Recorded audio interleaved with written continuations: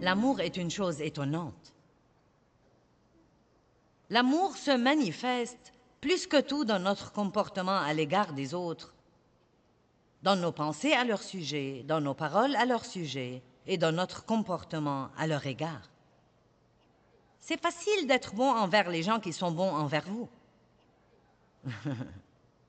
Ce n'est pas si facile d'être bon aux gens qui ne sont pas bons envers vous. Maintenant, je ne suggère pas que vous cédiez et que vous laissiez quelqu'un qui abuse de vous abuser de vous. Mais je sais que beaucoup d'entre vous ont écouté mon histoire avec mon père et ce que Dieu a exigé que je fasse plus tard dans la vie. Comment Dieu m'a demandé de l'amener avec ma mère à Saint-Louis et m'occuper d'eux jusqu'à leur mort. Et cela impliquait de l'argent et des efforts. Le Seigneur a dit, je veux que tu leur rachètes une maison et les installer près de toi. Occupe-toi d'eux. Non, mais oh mon Dieu, j'ai commencé à réprimander le diable. Il n'y a pas moyen que ce soit de Dieu. Parce que mon père avait abusé sexuellement de moi pendant tant d'années et ma mère, dans son innocence, elle craignait, donc elle n'a rien fait. Et donc ma mère, elle savait, mais elle a laissé ça arriver. Et donc je n'avais pas de très bons sentiments d'affection envers ni l'un ni l'autre. Maintenant, je leur avais officiellement pardonné.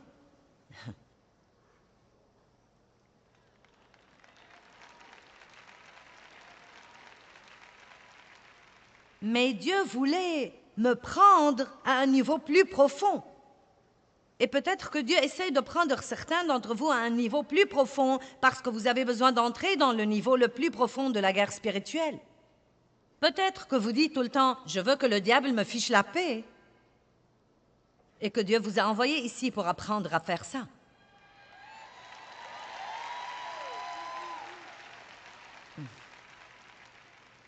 Je vais faire avancer rapidement cette histoire et la raconter, car si vous regardez mon programme, vous l'avez écouté de toute façon. Mais j'ai espéré que Dave me dirait de ne pas le faire. Parce que ça coûtait beaucoup d'argent. Et Dave était conscient de ce que mon père m'avait fait dans mon enfance. Il a dit, si c'est de Dieu, tu ferais mieux de le faire. Donc nous sommes sortis, nous avions pour but d'acheter la maison la plus bon marché. Non, mais nous avons vu des maisons mobiles, nous avons vu des maisons mobiles rouillées. Et...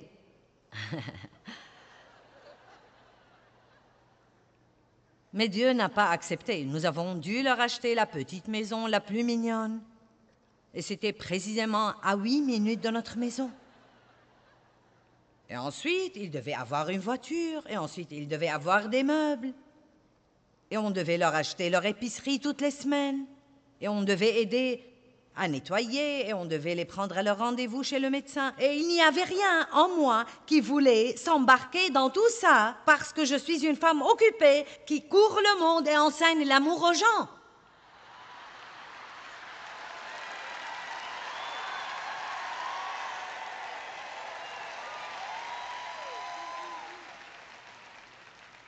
Je n'avais pas le temps de faire ce truc d'amour.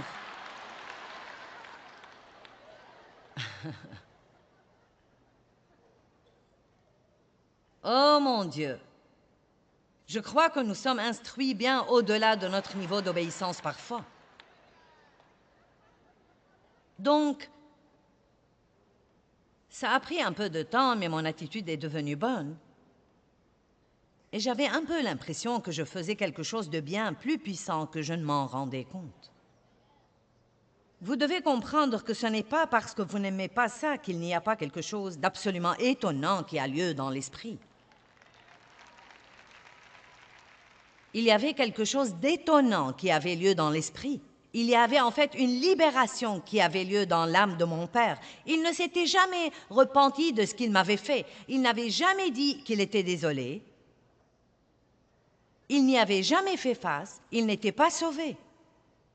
Après 3 ans de m'occuper de lui, ma mère a appelé et a dit « Ton père pleure depuis 3 semaines. Il a demandé si tu pouvais passer. » Je suis passée, il pleurait. Dave était avec moi. Il a dit « J'ai besoin de te dire que je suis si désolée de ce que je t'ai fait quand tu étais petite. » Il a dit, ça fait 3 ans que je veux te dire quelque chose, depuis l'époque où nous avons acheté la maison. Il a dit, ça fait 3 ans que je veux te dire quelque chose, mais je n'avais pas le courage. Il a regardé Dave et a dit, Dave, je suis si désolé, je sais que tu es au courant de ça. La plupart des hommes m'auraient tué, mais tu n'as fait que me montrer de l'amour.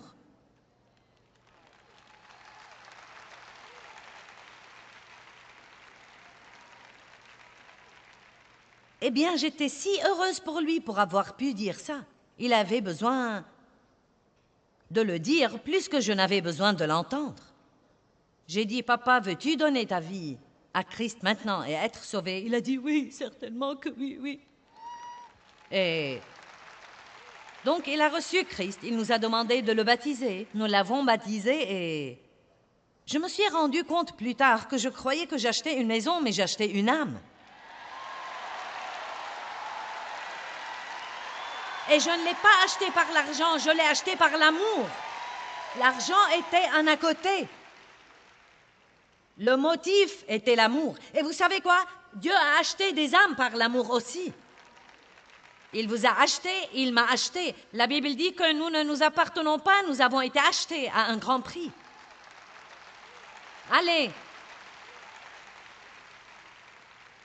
Et il y a des âmes tout autour de vous que certains d'entre vous pourraient acheter au travail, dans votre voisinage, simplement en faisant le sacrifice de marcher dans l'amour avec elles, en les encourageant, en leur faisant un compliment, en priant pour elles, en les aidant si elles ont un besoin physique, en faisant de petites choses pour elles. Ne croyez pas que votre autocollant et la croix autour de votre cou impressionnent les gens dans votre voisinage. Sortez et commencez à les aimer.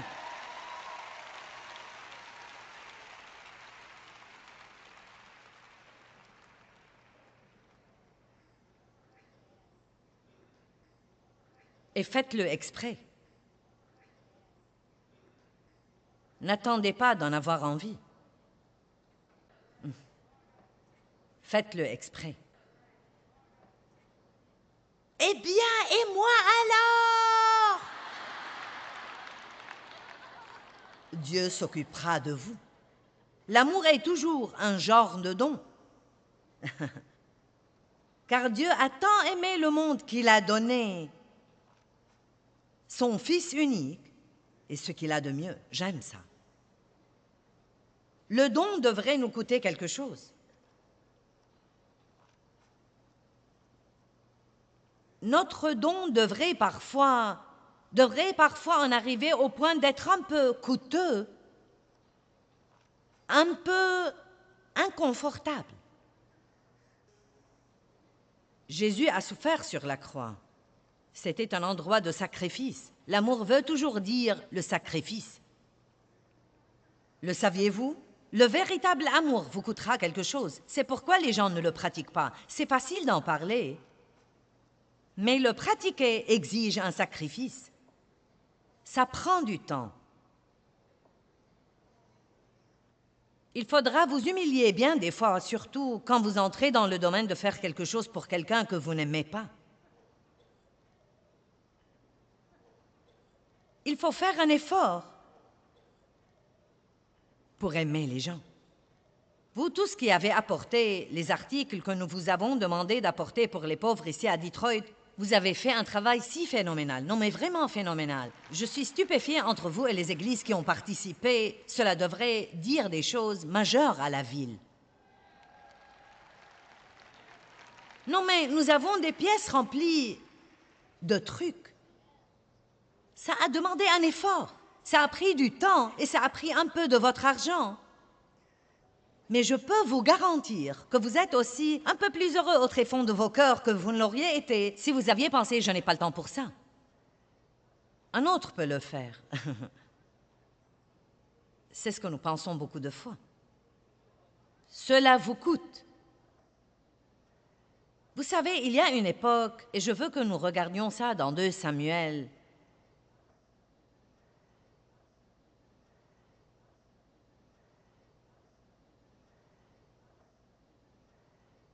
« 24. 2 Samuel 24, verset 18. C'est un temps de se lever de vos sièges et d'acclamer.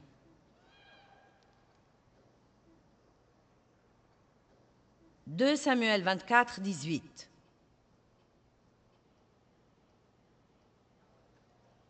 Un fléau avait frappé dans le camp parmi les Israélites à cause de quelques domaines de désobéissance. Et David voulait savoir ce qu'il pouvait faire pour arrêter le fléau. Et le prophète, le voyant, est venu auprès de David et lui a dit qu'il devait prendre un endroit et y offrir des sacrifices et que Dieu arrêterait le fléau. Que tout le monde dise sacrifice. Donc dans le verset 18, et Gad alla trouver David et il lui dit, monte ériger un autel au Seigneur dans l'aire d'Arauna le Jébusite. Et David monta comme l'avait dit Gad selon l'ordre du Seigneur. Et Arauna regarda et vit le roi et ses serviteurs qui s'avançaient vers lui. Et Arauna sortit et se prosterna devant le roi, la face contre terre. Et Arauna dit, pourquoi mon seigneur le roi vient-il vers son serviteur? Et David répondit, pour acheter de toi l'air, afin d'y bâtir un autel au Seigneur. Ainsi le fléau sera retenu loin du peuple. Et Arauna dit à David, je veux que vous compreniez ceci. Que mon seigneur le roi prenne et offre ce qui lui plaît. Tu vois, les bœufs fourniront l'holocauste et les instruments de battage, et l'attelage des bœufs fourniront le bois. Tout cela, ô roi, Arauna te le donne, roi David. Et Arauna dit au roi que le Seigneur, ton Dieu, veuille t'agréer. Donc il voulait lui donner tout ce dont il avait besoin gratuitement. Nous aimons les trucs gratuits, n'est-ce pas? Mais vous savez quoi, parfois ce n'est pas le chemin à suivre. Parfois vous devez dire, non, je veux que ça me coûte. Car vous savez quoi? Quand les choses ne vous coûtent rien, elles ne comptent pas beaucoup pour vous. Et David a dit la chose la plus étonnante au verset 24. Mais le roi dit à Arauna, non, je tiens à l'acheter pour un prix. Et je ne veux pas offrir au Seigneur, mon Dieu, des holocaustes qui ne me coûtent rien.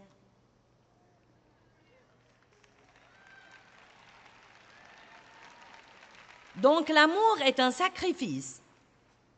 Et quand j'ai aimé mon père de cette façon-là, c'était un sacrifice énorme pour moi et je l'ai fait pour Dieu. Je ne l'ai pas fait parce que je voulais le faire. Je ne l'ai pas fait parce que j'en avais envie. Je l'ai fait pour une raison et une seule raison, parce que je croyais vraiment et de tout mon cœur que Dieu m'avait dit de le faire. Et ce sacrifice, je le crois de tout mon cœur, nous a ouvert le niveau suivant dans ce ministère et nous sommes allés à un autre domaine d'être capables d'aider beaucoup plus de gens dans le monde entier.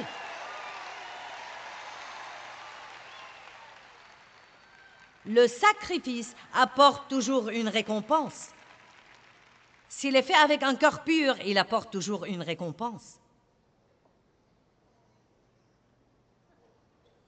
Et ensuite, un professeur m'a dit quelque chose de très intéressant sur ce verset, il y a 2 ou 3 jours.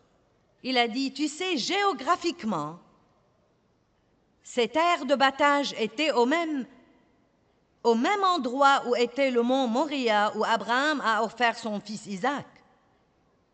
C'était géographiquement au même endroit où était la Golgotha, où Jésus a été sacrifié sur la croix. C'était au même endroit où le temple de Salomon a été bâti et où Christ reviendra quand il viendra pour la 2e fois. Est-ce que vous comprenez ça? Le lieu du sacrifice est toujours le lieu de la gloire.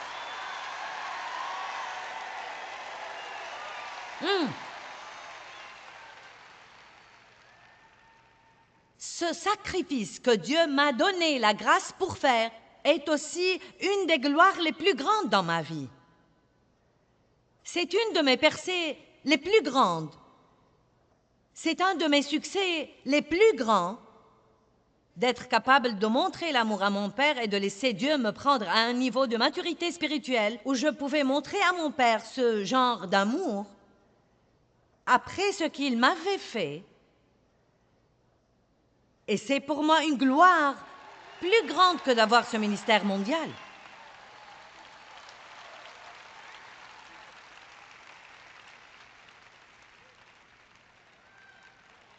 Nous devons comprendre aujourd'hui qu'il n'y a pas d'amour sans un genre de sacrifice. Même si vous prenez 1 minute pour appeler un ami que Dieu vous met dans le cœur d'encourager, c'est un sacrifice. Si vous prenez le temps d'écrire une carte à quelqu'un parce que vous voulez l'encourager ou le remercier, c'est un sacrifice. Vous avez dû sacrifier du temps et faire un effort. Et je déteste le dire si franchement, mais il y a tant de chrétiens qui sont en réalité des chrétiens si égoïstes et si égocentriques qu'ils ne prennent pas le temps de faire quoi que ce soit pour quelqu'un d'autre, mais ils sont fâchés tout le temps parce qu'ils croient que personne ne fait assez pour eux.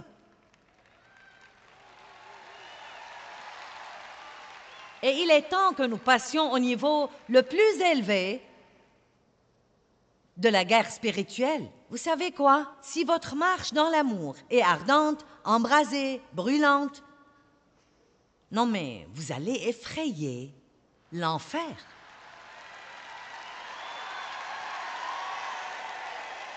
Et pas seulement ça, écoutez-moi, c'est tellement amusant. Non mais je suis sérieuse, j'aime vraiment donner, car maintenant je vois spirituellement ce que c'est. Je ne le comprenais pas vraiment pendant longtemps, mais c'est le secret spirituel le plus grand dans la parole de Dieu. Nous surmontons le mal par le bien.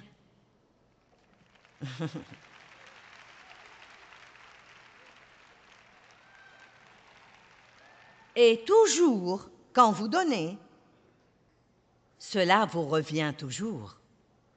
Le don est une belle chose. C'est une des choses les plus belles que nous puissions faire. Et écoutez, Dieu n'a pas besoin de votre argent. Il possède tout, mais nous avons besoin de donner. Numéro 1, c'est un des moyens dont nous combattons l'avidité. Et l'avidité est une chose très dangereuse. La Bible dit « Gardez-vous de l'avidité et de la convoitise ». Donc, donner une partie de tout ce que Dieu vous donne est un moyen de combattre l'avidité.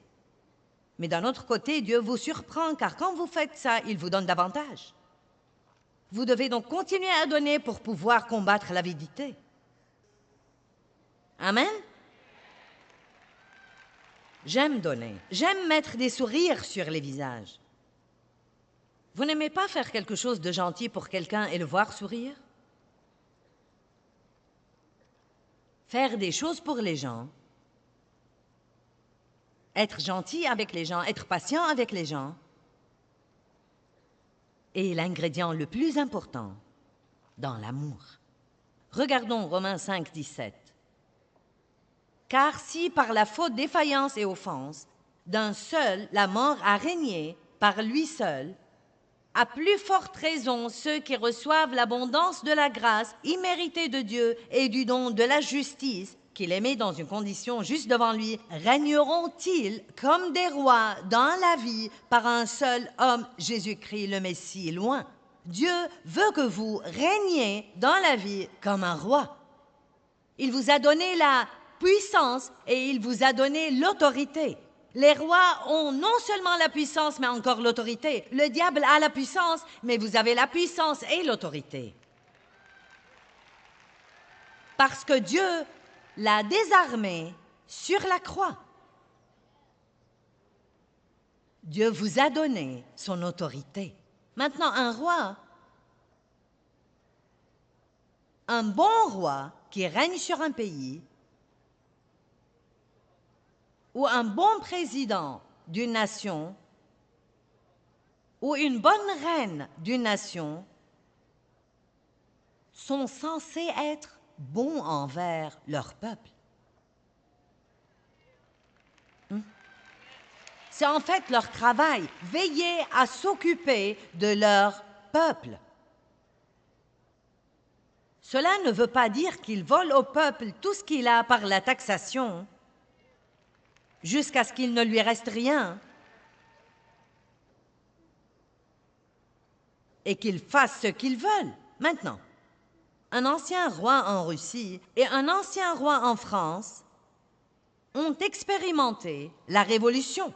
le peuple s'est finalement carrément retourné contre eux parce qu'il était si affamé et il était si misérable et si pauvre et le roi vivait si grassement que le peuple s'est révolté contre lui. Nous sommes des rois, des reines et des prêtres pour notre Dieu. Et notre travail, comme prêtre pour Dieu et roi dans le royaume de Dieu, est de s'occuper du peuple de Dieu. S'ils ont faim, leur donner à manger. S'ils ont froid, les couvrir. S'ils n'ont rien à se mettre, les habiller. S'ils sont découragés, faire tout pour les encourager. S'ils ont besoin d'aide, faire tout pour les aider. S'ils ne peuvent pas payer leur loyer, les aider à le faire. Allez!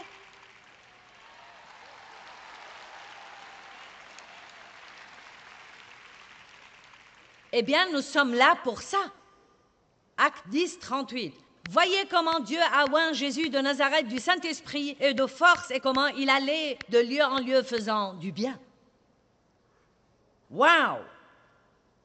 Qu'a fait Jésus quand il était ici? Il se levait tous les jours et prenait un petit poisson avec les garçons.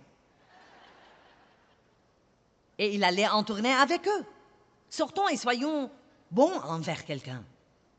Parfois, il leur prêchait l'Évangile, il ressuscitait les morts, il leur donnait à manger. Parfois, il multipliait les poissons. Et Acte 10, 38 dit qu'il allait de lieu en lieu faisant du bien. Waouh, waouh, waouh! Et si vous vous levez demain et qu'on vous dise « Que vas-tu faire aujourd'hui ?» Dites « Je vais bénir autant de gens que possible. Je vais faire du bien. » Vous dites « Eh bien, j'ai des problèmes bien à moi. » Eh bien, c'est toujours la réponse qu'on a, n'est-ce pas? Eh bien, j'ai des problèmes et j'ai confiance en Dieu. J'espère en Dieu et rien n'est encore arrivé dans ma vie. Psaume 37, 3, et je suis sur le point de clôturer. Ce devrait être illégal de s'amuser autant.